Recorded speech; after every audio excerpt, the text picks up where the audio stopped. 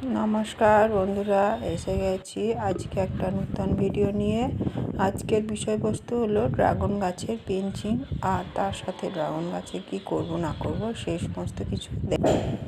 তো ড্রাগন গাছে তো আর ফুল আসার টাইম হয়ে গেছে, ওই জন্য একটু পেঞ্চিং করার প্রয়োজন পড়েছে। ড্রাগন গাছের যে সমস্ত অতিরিক্ত ডাল রয়েছে সেগুলোকে কেটে দিতে হবে, আর যে গাছগুলো গোড়ার দিকে অনেক লম্বা হয়ে গেছে সেগুলো একটু কেটে দেওয়া প্রয়োজন। তো চলো আজকে কিভাবে আমি কি করি সেটাই তোমাদের সাথে শেয়ার করব। ড্রাগন গাছে মেন ডাল ছাড়া প্রচুর যদি শাখা প্রশাখা হয়ে যায়, সেক্ষেত্রে গাছের ডালগুলো একটু কেটে দিতে হয়, তা না হলে ওই ডালগুলোতেই বৃদ্ধি হয় কিন্তু ফুল আসা সম্ভব হয় না। ওই জন্য আমি এখন ডাল যেগুলো সাইডে বেরিয়েছে সেগুলো একটু কেটে দেবো, আর যেগুলো বেশ লম্বা হয়ে গেছে মূল ডাল সেগুলো একটু করে কেটে দেবো, তাহলে পরে যদি ফুল আসা সম্ভব হয় তো হতে পারে। তো যাই হোক, গাছে প্রচুর কাঁটা, খুব সাবধানে কাজটা করতে হবে।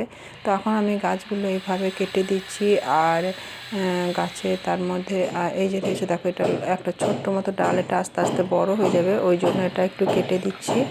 আর তারপর কি করি দেখো, ড্রাগন গাছের ফুল যদি বর্ষার সময় আসে সেক্ষেত্রে ভীষণই ভালো, ফুল ঝরার সম্ভাবনা থাকে না। কিন্তু এখন তো বর্ষা আসতে দেরি আছে, এখন থেকে অনেকের এপ্রিল মাস থেকে ফুল চলে আসে গাছে। যদি সেক্ষেত্রে ফুল আসে এত রৌদ্রের তাপে, সেক্ষেত্রে ফুল নষ্ট হয়ে যাওয়ার সম্ভাবনা থেকে যায়। আর যদি এই ফুলগুলো একটু পরে আসে, আমি ওই জন্য পিঞ্চিংটা একটু দেরিতেই করলাম। প্রথম থেকে করলে হয়তো কুড়ি এলে এই রৌদ্রের মধ্যে নষ্ট হয়ে যেতে পারতো, ওই জন্য একটু দেরিতে করলাম। তো একটু একটু করে লম্বা ডালগুলো কেটে নেবো, যেহেতু ডালটা ঝুলে গেছে ওই জন্য উপরে আনতে একটু কষ্ট হচ্ছে, আর কাঁটাও প্রচুর, সেজন্য সাবধানে আস্তে আস্তে আমাকে আজকে কাজটা করতে হবে।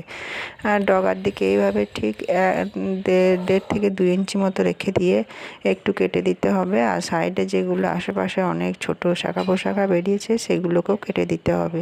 তো এইভাবে এই সময় একবার পেঞ্চিং অবশ্যই প্রয়োজন। যত বেশি শাখা প্রশাখা হবে সেক্ষেত্রে শাখা প্রশাখা হবে, গাছে গ্রোথ হবে, কিন্তু ফুল আসা সম্ভব নয়। তো সেই উদ্দেশ্যে আমি এখন এগুলো একটু একটু করে কেটে দিচ্ছি। আর ডালগুলো কেটে দেওয়ার পর যাতে এখানে রোগ পোকার আক্রমণ না হয় সেজন্য এখানে নিয়ে নিয়েছি অ্যান্টিফাঙ্গাল সার।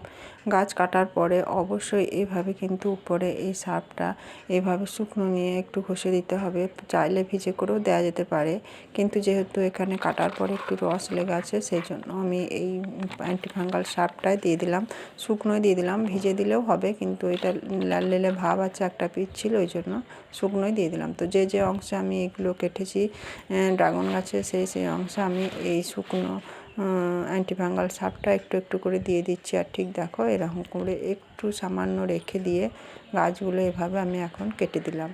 আর তারপর আমি একটা খাবার দেবো, কিছুদিন আগে তো দিয়েছিলাম, যেহেতু এখন ফল আসবে সেই জন্য একটু বেশি বেশি পরিমাণেরই খাবার লাগবে।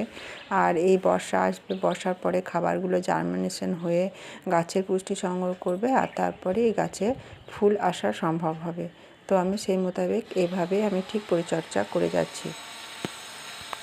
আমার পরিবারের পুরনো বন্ধু যারা আছো তাদেরকে আমি অনেক অনেক ধন্যবাদ, ভালোবাসা আর বড়দের প্রণাম জানাই, আর ছোটদেরকেও অনেক অনেক ভালোবাসা জানাই। আর নতুন বন্ধু যারা এখনও আমার চ্যানেলটি সাবস্ক্রাইব করোনি তারা অবশ্যই চ্যানেলটি সাবস্ক্রাইব করে রেখে দিও, তাহলে আমার পরপর ভিডিওগুলো চলে আসবে। আমি সমস্ত ধরনেরই ভিডিও বানানোর চেষ্টা করি, আমার ডেসক্রিপশানে গিয়ে তোমরা দেখতে পারো। তো চ্যানেলটা একটু যদি প্লিজ সাবস্ক্রাইব করো তাহলে আমার ভিডিও বানানো নতুন আগ্রহ জাগবে। তো যাই হোক, এখন গাছের পেঞ্চিং পর্ব শেষ, আর এখন আমি চলে এসেছি গাছে একটু খাবার দেব।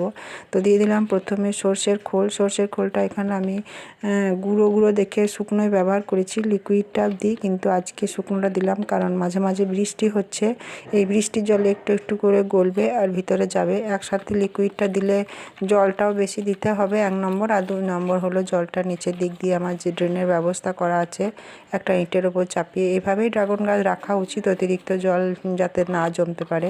আর অতিরিক্ত জল লিকুইড খোল দিলে বেরিয়ে যাবে, ওই জন্য আমি ভাবলাম এইভাবেই দিই। তো সর্ষে খোলটা একদম তলাকার যে ডাস্ট খোল ছিল সেটা দিলাম, আর তার সাথে দিয়ে দিলাম একটু কোকোপিট। কোকোপিটটা আমি বাড়িতেই বানিয়েছিলাম, সেটাও আমার ভিডিও বানানো আছে, কীভাবে কী করেছি না করেছি তোমরা দেখতে পারো। বাড়িতেই করা হয়েছিল। আর এই যে দেখো এইভাবে ইটের ওপর রেখে দিয়েছি, আর এই বালতিটা এখানে ছিদ্র করা আছে, যার ফলে অতিরিক্ত জল এখানে জমতে পারে না। আর ছাদের মধ্যে, 4তলা ছাদের মধ্যে গাছটা একদম সারাদিন যেখানে রোদ পায় সেখানেই রেখে দিয়েছি। তো আজকের ভিডিওটা এই পর্যন্তই, তোমাদেরকে একটু দেখানোর চেষ্টা করলাম। অবশ্যই কেমন লাগছে জানিও। আর তার সাথে আমার নিচে ছাদের ফুলগুলো একটু দেখে নাও। আর নিচেও রয়েছে কিছু ড্রাগন গাছ। এগুলো ওইভাবে ডাল কেটে বাদ দেওয়ার সময় আমি একটাও গাছ নষ্ট করিনি, সেগুলো এইভাবে আমি পুঁতে দিয়েছি। আর আজকে যে গাছগুলো আমি কেটে বাদ দিলাম সেগুলো ফেলবো না, কারণ এই ড্রাগন গাছগুলো যদি চারা হয় তো অনেকে চায় তাদেরকে দেওয়া যেতে পারে। আর তাছাড়া এগুলো সংগ্রহ করতে আমার অনেক কষ্ট করতে হয়েছিল, ওই জন্য আমি ডালগুলো এখন সবই এই মাটির মধ্যে বসিয়ে দিচ্ছি। এগুলো বসানো থাকলে সামনে বর্ষা আসছে, বর্ষার জল পেয়ে এই সমস্ত গাছে খুব তাড়াতাড়ি শিকড় চলে আসবে গাছগুলো। তো এই জন্য আমি এখন এই সমস্ত গাছগুলোকে একটু একটু করে বসিয়ে দেওয়ার চেষ্টা করছি। তো বন্ধুরা, তোমরা যদি ড্রাগন গাছ লাগাতে চাও তাহলে এই গাছ অবশ্যই লাগাতে পারো। খুবই অল্প খরচে, খুবই অল্প পরিশ্রমে এই গাছ লাগানো যেতেই পারে। তোমার বাড়িতে থাকা সমস্ত খাবার, পেঁয়াজ রসুনের খোসা ভেজানোর জল, খোল ভেজানোর জল, সবজির খোসা ভেজানোর জল, আর তার সাথে কিছু ওই নিম খোল, যেটা আমি বাড়িতেই তৈরি করি, কোকোপিট, এগুলো সবই আমি বাড়িতে তৈরি করি। আর এগুলো বানানোর লিঙ্ক আমি ডেসক্রিপশানে দিয়ে দেবো, আমার চ্যানেলে আছে, তোমরা গিয়ে দেখে আসতে পারো। তো এইভাবে আমি ঘরোয়া পদ্ধতিতে আমার এই ছাদ বাগানটা আমি পরিচর্যা করে থাকি। তোমরাও চাইলে এইভাবে করতে পারো, যার থেকে শরীর মন দুই সুস্থ থাকবে। তো যাই হোক, আজকের মতন ড্রাগন গাছগুলো আমি সমস্ত বসিয়ে নিলাম। আশা করছি সমস্ত কিছুই এগুলো লেগে যাবে, কারণ মাটিটা ভিজে আছে, মাঝে মাঝে বর্ষা হচ্ছে। আর ওইদিকে বড় গাছটারও পেঞ্চিং করা, খাবার দেওয়া হয়ে গেল। তো আজকে তোমাদের কেমন লাগছে ভিডিওটা অবশ্যই জানিও। আর এখানে দেখো রেন লিলিগুলো বৃষ্টির জল পেয়েছে আর কত কুড়ি এসছে। এই রেন লিলি কোনো সিজন হয় না, যে কোনো সিজনে শুধু বৃষ্টির জল পেলেই হয়। একসাথে কতগুলো কুড়ি হয়েছে দেখো, একটা ফুলও ফুটেছে, আর এই ফুলগুলো পরপর এখন ফুটতেই থাকবে। তো গাছপালা লাগিয়েও খুব শান্তি হয়, আর গাছে যখন ফুল দেয় তো আলাদা একটা প্রশান্তি হয়। তো আজকের মতো ভিডিওটা কেমন লাগছে তোমরা অবশ্যই জানিও। ফিরে আসবো আবার নতুন কোনো ভিডিও নিয়ে। ততক্ষণ অবধি তোমরা সকলে ভালো থেকো, সুস্থ থেকো। নমস্কার।